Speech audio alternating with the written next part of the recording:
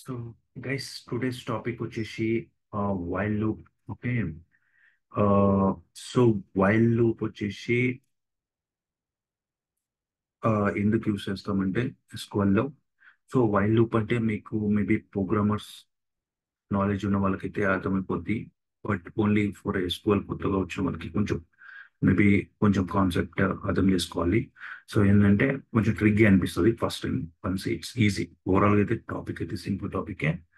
But okay. So while loop అనేది ఏంటంటే, ఈ లూప్ అనే కాన్సెప్ట్ ఏంటంటే ఇది ఒక ఇటరేషన్ అనమాట. So in SQL server the while loop is a control of flow of structure that allows you to repeatedly execute a set of SQL statement as long as a specific condition is true.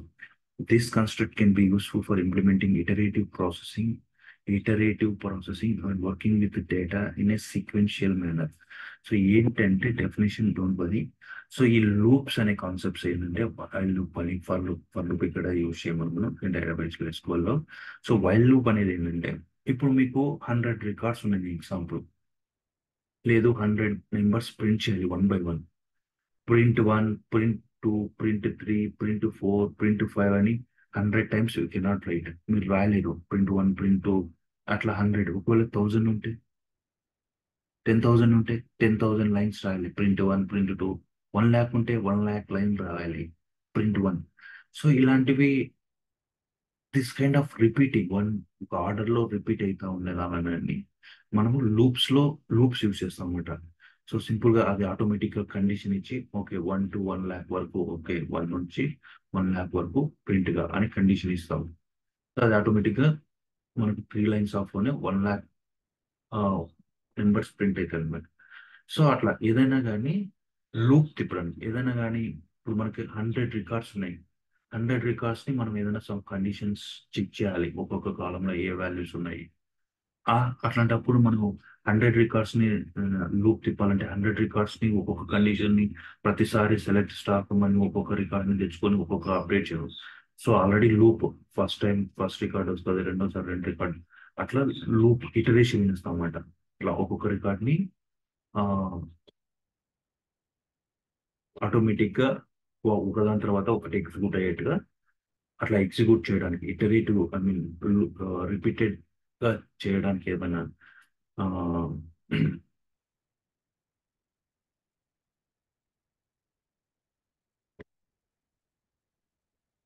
100 records ఉన్నాయి. 100 records లో మీరు ప్రతి record ని loop చేద్దాం. ఇన్సెలెక్ట్ statement అయినా maximum అన్ని records ని loop చేసే వస్తుంది. బట్ ఇక్కడ స్పెసిఫిక్ గా సేమ్ నే వైల్ లూప్ కూడా అన్ని రికార్డ్స్ ని లూప్ చేయడానికి. ఆ, ఒకటి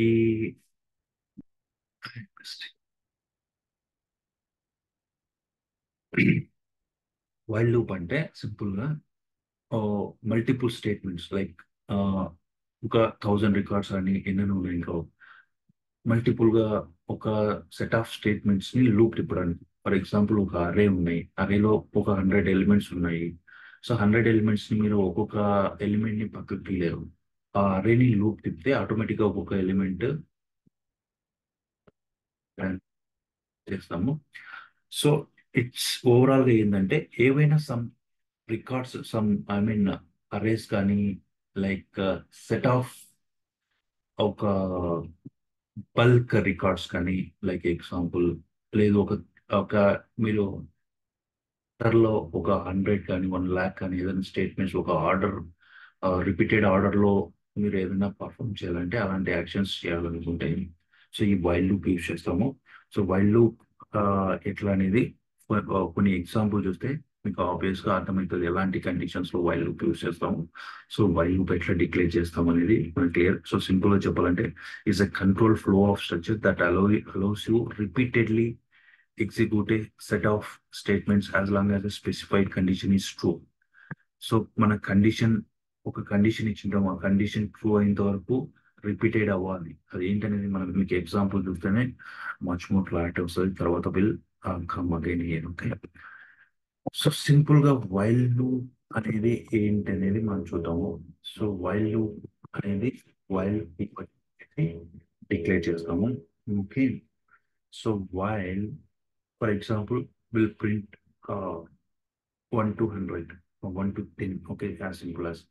సో మనకి ఒక వేరియబుల్ తీసుకుంటాం.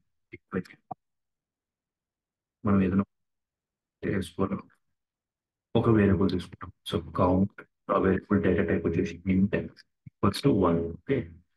సో వైల్ నాకు 10 వరకు ప్రింట్ చేయాలి. 10 వరకు ప్రింట్ చేయాలంటే నేను ఇట్లా ప్రింట్ 1, 10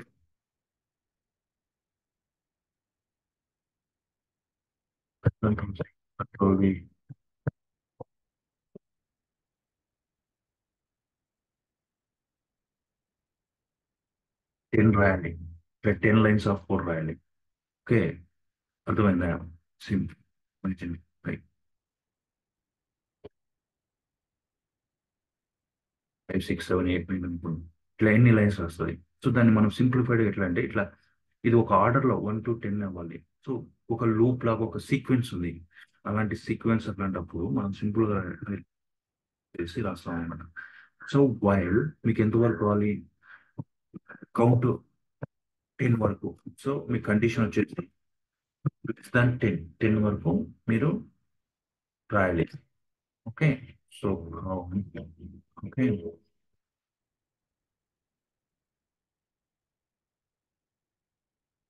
అనేది తెలుసు. మనకి దానికి ఏదైనా ఇఫ్ కానీ ఏదైనా కానీ ప్రొసీజర్ కానీ బిగిన్ ఎండ్ అనేది కామన్. ఓకే. మనం మధ్యలో focus print at the rate count. ఓకేనా? సో మీకు 10 వరకే కావాలి. అర్థమవుతుందా? Simple while loop syntax while. While తర్వాత కండిషన్ ఇస్తాము. సో మీకు లెస్ దాన్ 10 వరకు మీకు నెంబర్స్ కావాలి. సో కౌంట్ వచ్చేసి ఒక వేరియబుల్. సో అది 1 ఉంది. So print count. Okay. So ఇప్పుడు ఎగ్జిక్యూట్ చేయండి.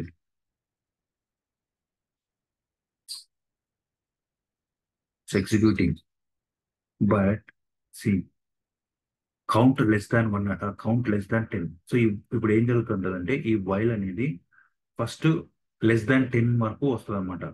ఫస్ట్ వాల్యూ 1 ఉంటుంది. 1 <10 condition true. So condition true కాబట్టి ప్రింట్ కౌంట్ అయింది. మళ్ళా కండిషన్ ఇది పోద్ది. ఓకే. సో మళ్ళీ ఏముంది? మళ్ళీ 1 <10 కాబట్టి true. So every time 1 still executing. మనం 10 లెస్ దాన్, ఎందుకంటే ఈ కౌంట్ వాల్యూ మనం ఇక్కడ కండిషన్ ఏం పెట్టినాం? లెస్ దాన్ 10 అని పెట్టాం.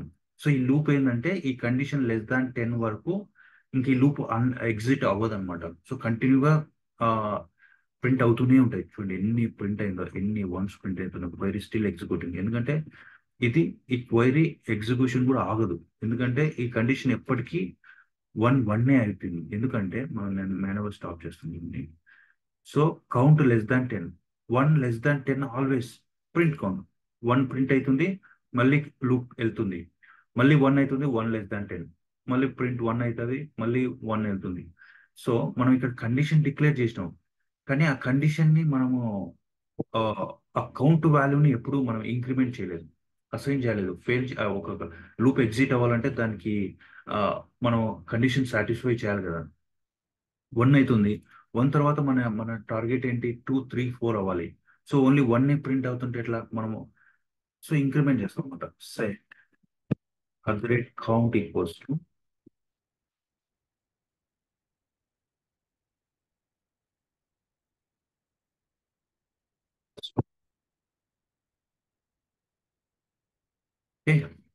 ఎక్సిక్యూట్. ఇప్పుడు చూడండి, ఇప్పుడు ఏం చేసినాం? సో ఫస్ట్ కండిషన్ ఇచ్చాం. కౌంట్ వచ్చేది ఏమొస్తుంది? 1. సో ఇక్కడ ఏముంటుంది? ఫస్ట్ టైం వచ్చినప్పుడు లూప్ లోకి 1 <10. ఓకే. సో ప్రింట్ ఏమైంది? లూప్ లోకి వస్తుంది. ఓ కండిషన్ ట్రూ. 1 <10 కాబట్టి ఈ కండిషన్ ట్రూ కాబట్టి బిగిన్ లోపలికి వస్తారు. ప్రింట్ 1 అయింది, అంటే 1 ప్రింట్ అయింది ఫస్ట్ టైం. తర్వాత ఏం చేస్తున్నాం? నెక్స్ట్ ఇమీడియట్ గా సెట్ కౌంట్ ఈక్వల్స్ టు ఈ వేరియబుల్ ని equals to count existing present 1 వస్తుంది కదా, 1 వాల్యూ ఉంది. సో దానికి +1 యాడ్ చేస్తారు. అంటే అప్పుడు నెక్స్ట్ టైం ఏమైంది? 2 అయింది. So 2 <10. So condition true, print count. Okay. So ఇప్పుడు సెకండ్ టైం లూప్ ఏమైంది? ఇక్కడ 2 ఉంటుంది.